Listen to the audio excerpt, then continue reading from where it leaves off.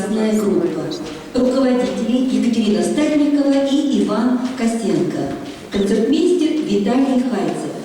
В программе «Масленичная Брянской области, запрягу я воробья».